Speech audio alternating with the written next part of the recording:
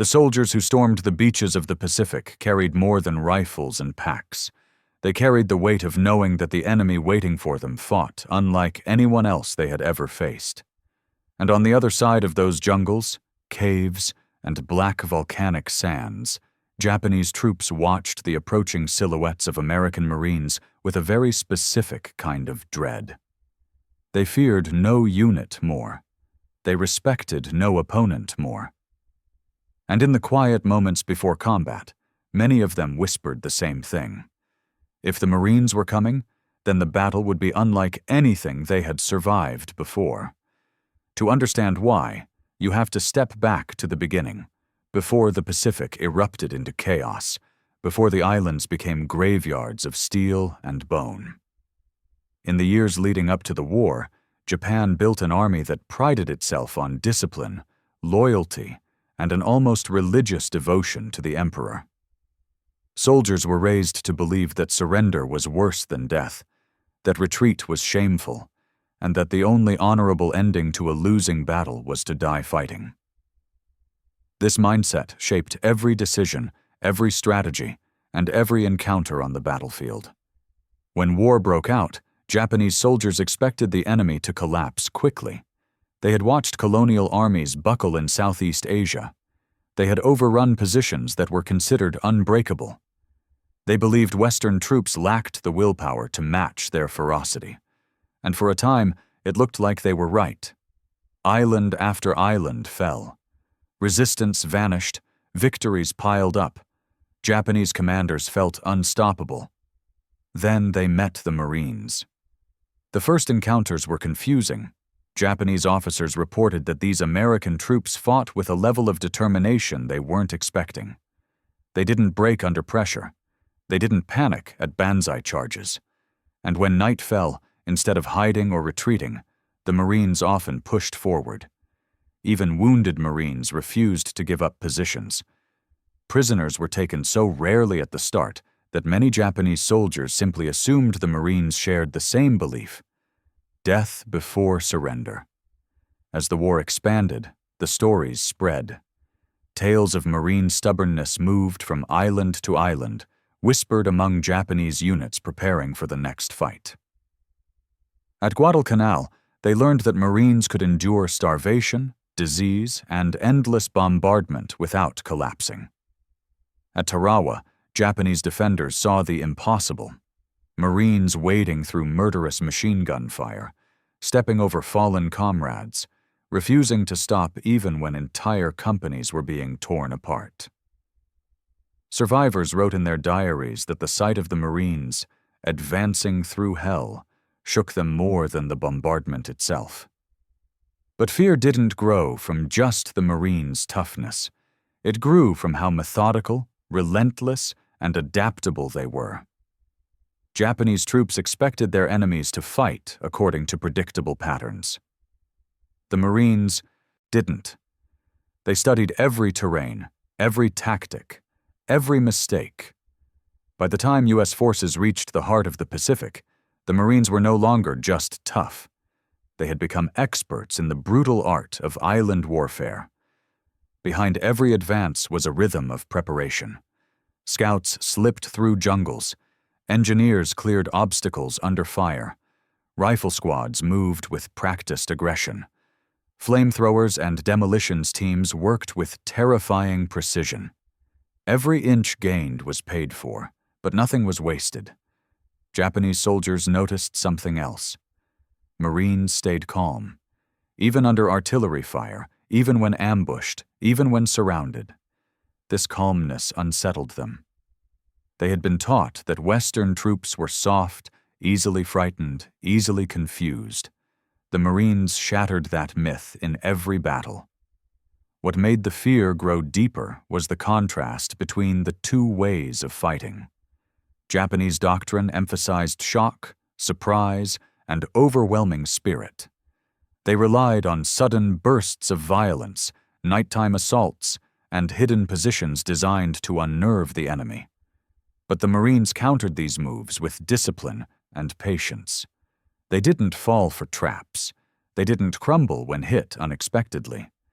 and when the Japanese made their legendary Banzai charges, the Marines met them with machine guns dug into perfect fields of fire, supported by coordinated units who reacted instantly. Entire Japanese battalions vanished in minutes, leaving survivors stunned by the speed and precision of the Marine response. Still, it wasn't just tactics or bravery that shaped this fear. There was something deeper, an understanding that the Marines were fighting with a kind of unity that mirrored their own. Japanese soldiers were raised to believe they were the most cohesive fighting force in the world, but they found their match in the Marines. The bond inside a Marine unit was different, forged by shared hardship, brutal training, and an unspoken promise never to leave anyone behind. Japanese troops noticed that Marines fought not just for victory, but for each other, and that made them unpredictable, even dangerous. By the time the war reached its midpoint, Japanese diaries and intelligence reports openly admitted that Marine units were the toughest opponents in the Pacific. Prison interrogations confirmed it. Captured Japanese soldiers repeated the same message. The Marines were too steady, too stubborn, too unbreakable. They admired this, even as they feared it. And yet, something even more important was at play, something that grew from the landscape itself. The Pacific Islands were unforgiving. Sharp coral ripped boots apart, humidity-soaked ammunition. Diseases lurked in every puddle. Caves and tunnels hid enemies who could strike at any moment. One misstep meant death. In such a place, survival demanded a very specific kind of soldier. Japan had believed only they had molded such warriors, but the Marines proved that America had built them, too. As the conflict stretched on, and preparations for the next battles began, Japanese commanders began warning new recruits with a sobering truth. The Americans were strong, but the Marines were something else. If you saw the eagle, globe, and anchor, brace yourself. You were about to fight men who would not stop, who would not bend, and who would come through fire, mud, and darkness until the ground under your feet no longer belonged to you. That fear, that recognition, was only the beginning. The battles that followed would turn that early respect into something far deeper, something carved into the memory of every Japanese soldier who survived those unforgiving islands, and every Marine who fought to claim them. They learned the truth the hard way, on nights when the jungle swallowed the moon and nothing moved but the steam rising from the earth. On those nights, Japanese patrols crept through the darkness expecting to surprise American lines. But when they reached the perimeter, they often found Marines already awake, rifles ready, eyes fixed on the blackness as if they had been waiting for them. Many Japanese soldiers later wrote that this was the moment their fear truly began. Not when they were firing, not when they were charging, but when they realized the Marines were just as comfortable in the night as they were. At Guadalcanal, this pattern became unmistakable. Japanese troops launched repeated night assaults, believing their shock tactics would break the Americans. These attacks had shattered other armies, but the Marines didn't flee. They dug deeper. They tightened their firing lanes. They worked in silence, making every shot count. When the Japanese soldiers rushed forward, all spirit and steel, they found Marines who met them with deadly accuracy. Survivors described the Marines' fire as cold, disciplined, and terrifying. It didn't slow down. It didn't lose control. It came in precise waves that cut through the dark like blades. The Japanese had never encountered anything like that. Their doctrine assumed that a fierce nighttime charge would overwhelm any enemy, but the Marines treated it as another problem to solve. After every assault, they adjusted positions, learned from mistakes, and prepared for the next wave. Japanese troops soon realized they weren't just fighting men. They were fighting a force that adapted faster than the jungle itself. Then came the island that changed everything. Tarawa. When Japanese defenders saw the Marines coming, They expected the coral reefs and machine gun nests to do most of the work. They believed the Americans would drown in the surf or panic under their fire. Instead, they watched something unreal. Marines pushing through chest-deep water, climbing over bodies, crawling forward even as bullets shredded the waves around them. Nothing stopped them. Not the tide. Not the loss of entire landing waves. Not the inferno waiting on the beach.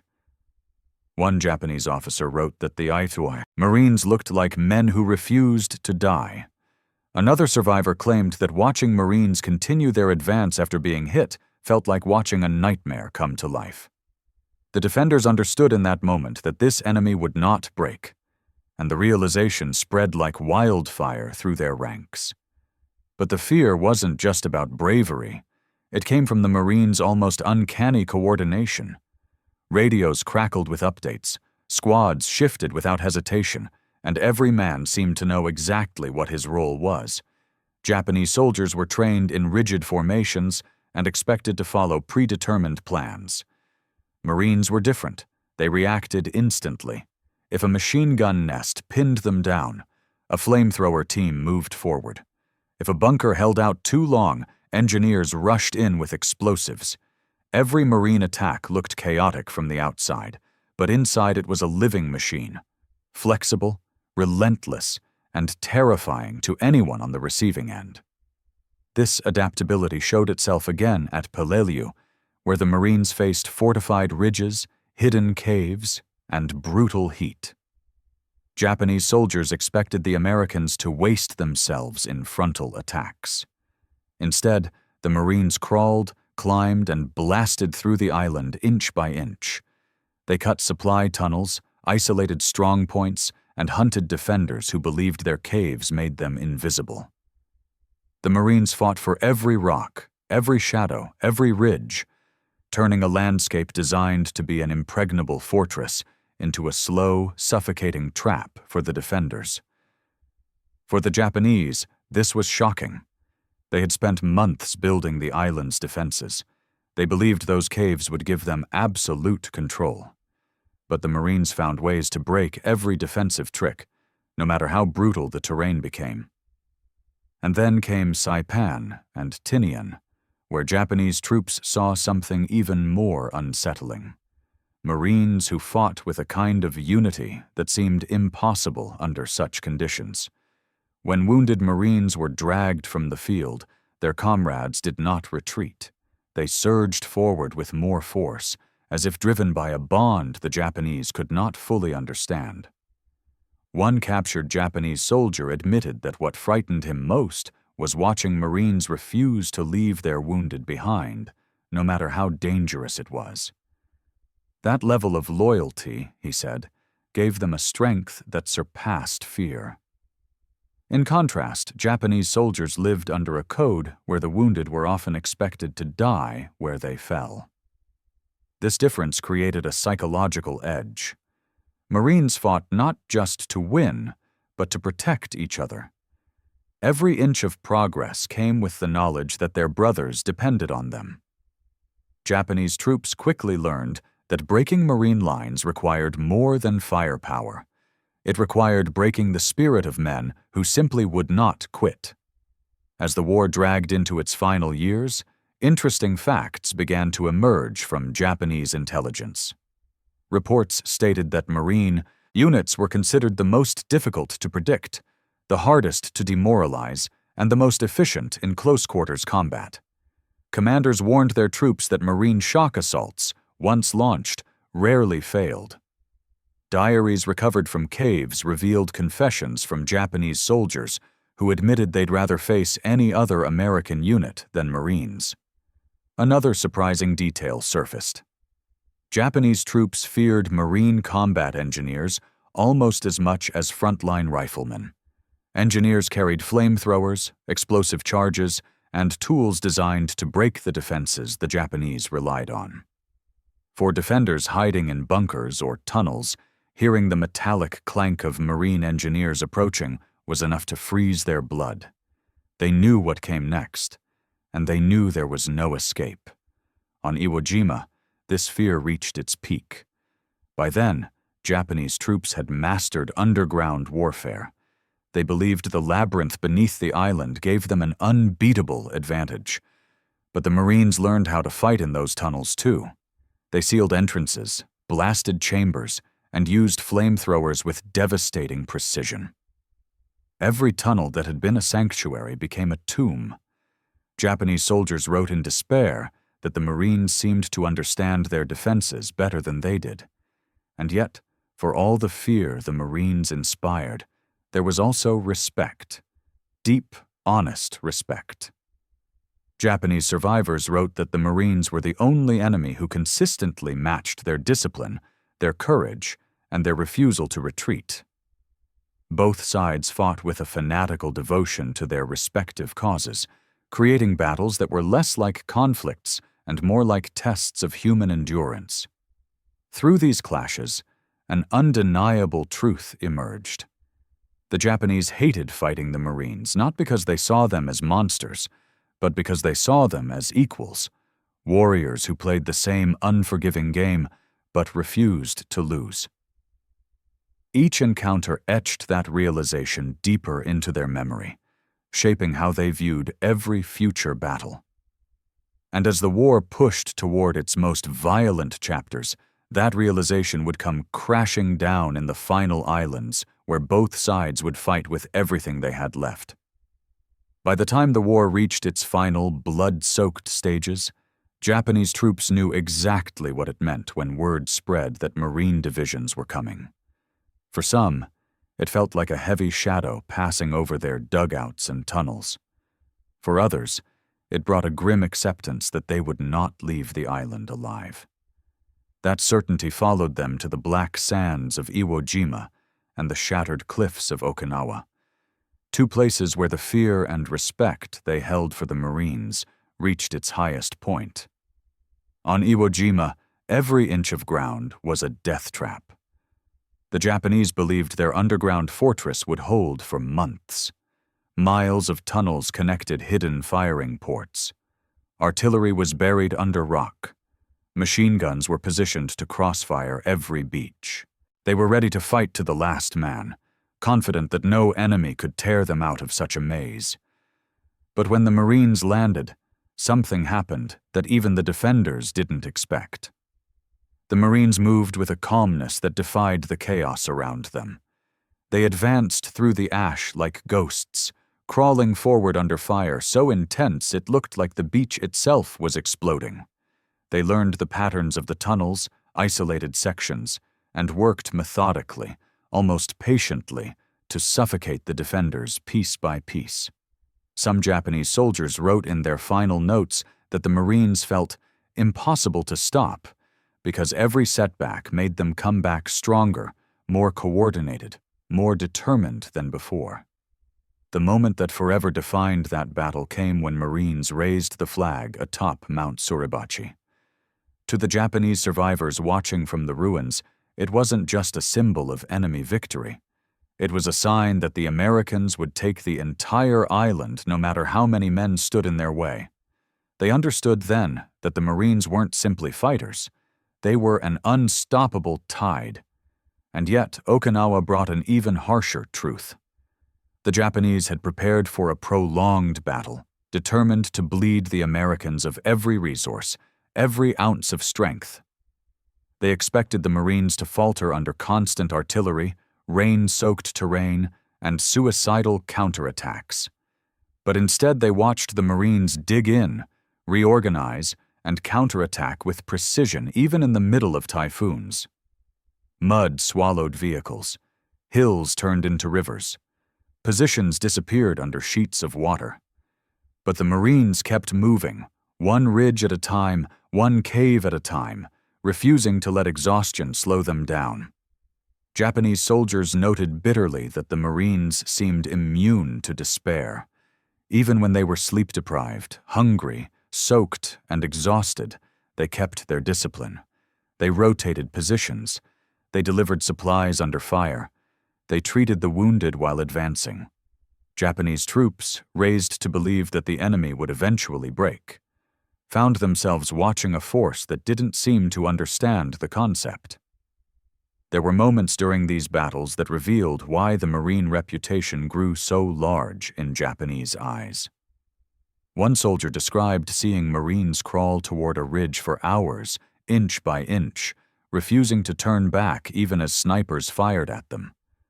Others wrote about seeing Marines charging across cratered fields, dragging wounded men behind them with one hand while firing with the other. There were countless acts like this, small, almost invisible to history, but each one burned an image into the minds of the defenders. These men would not stop. But the fear wasn't built only on combat. In the rare moments when Japanese troops surrendered or were captured alive, they witnessed something that startled them even more. Marines, the same men who fought with such ferocity, often treated prisoners with surprising restraint. They gave them water, food, and medical treatment. This confused some Japanese soldiers deeply. They had been told the Americans were brutal, heartless, and eager to torture captives. Instead, they found men who fought brutally, but held to a code of honor after the battle. That contradiction created a strange, conflicted mix of fear and admiration. As the war neared its end, Japanese commanders no longer hid the truth in their briefings. They told new recruits that the Marines were the hardest unit to stop, the most disciplined, and the most resilient. They warned that Marine assaults would be relentless, that their coordination was unmatched, and that fighting them required a willingness to die without hesitation. Many soldiers recorded in their diaries that they considered Marine divisions the iron wall of the American advance, something that could not be slowed, only endured. In the closing months of the conflict, as Japan's positions crumbled and the Pacific narrowed toward the home islands, a stark realization settled over the Japanese command. They had underestimated their enemy. They had believed their own mythology, that no army in the world could match their spirit, their discipline, their willingness to die. But the Marines proved them wrong on every island, in every cave, on every ridge where bodies lay silent after days of brutal fighting. When survivors later reflected on why they hated fighting the Marines more than any other American unit, the answer was rarely simple. It wasn't just the firepower. It wasn't just the training. It wasn't even the tenacity. It was the combination of all of it: the discipline, the teamwork, the refusal to break, the calm under chaos, the way they turned every battlefield into a lesson and came back smarter and harder each time. But above all, it was because the Marines fought with the one thing Japanese soldiers understood better than anything else: unwavering resolve. They recognized in the Marines a reflection of themselves, men who would rather die than give up, who believed in their mission with absolute clarity, who moved forward even when every instinct said to turn back. In that mirror, Japanese soldiers saw not just an enemy, but a rival whose strength forced them to confront their own fears and limitations. And long after the battles ended, long after the last shots faded into silence, the memory of those encounters remained. Ask the men who were there, on either side, and they would tell you the same truth. The Marines didn't win because they were fearless.